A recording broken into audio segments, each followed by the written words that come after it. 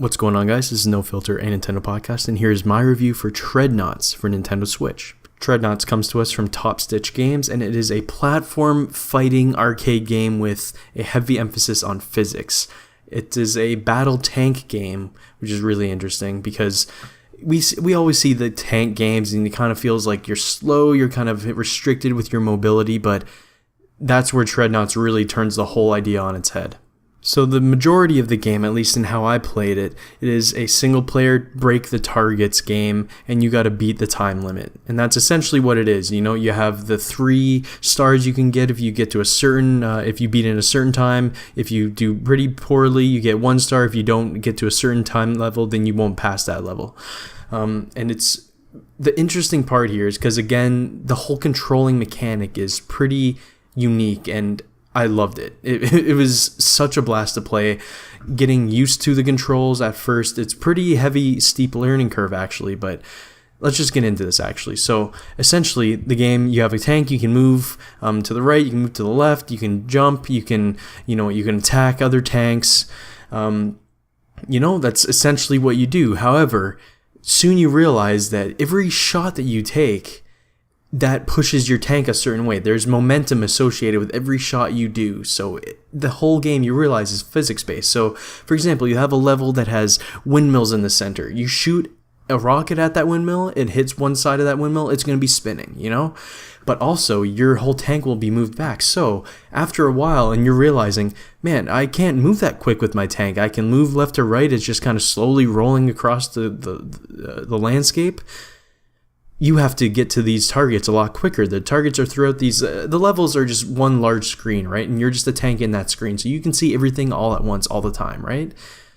But then, in order to get to there, you realize you got to jump, angle your tank in the air when you jump, and then shoot. And then when you shoot, your tank goes flying the opposite direction of your shot.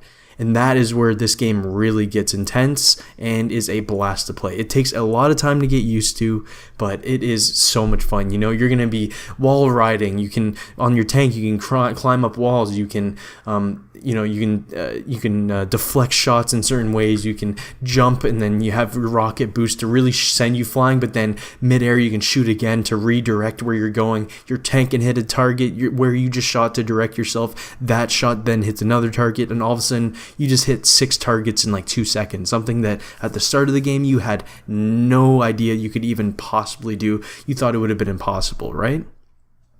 That is the quality of this game. It is so well made in the controls and mechanics department here. The level designs, it's very basic levels for the most part. They do have some interesting ideas that you have to use physics-based to get around in order to move around quick enough and to move around and have them maybe even hit some of the targets for you.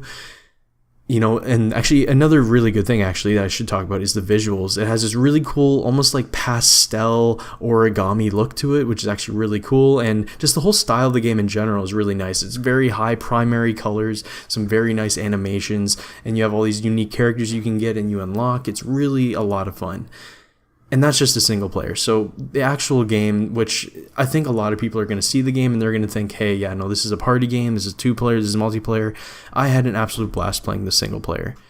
But yeah, no, the game definitely has a lot of emphasis on multiplayer as well. You have the local multiplayer where you're basically just shooting each other, and you're going to be, I only played this once with my brother when we were going through, but we played for a good solid hour, I'd say, and you are jumping around everywhere. It's hectic. It's crazy. You're seeing all these bullets come flying at you, and then all of a sudden a tank's flying at you too. It's a lot of fun.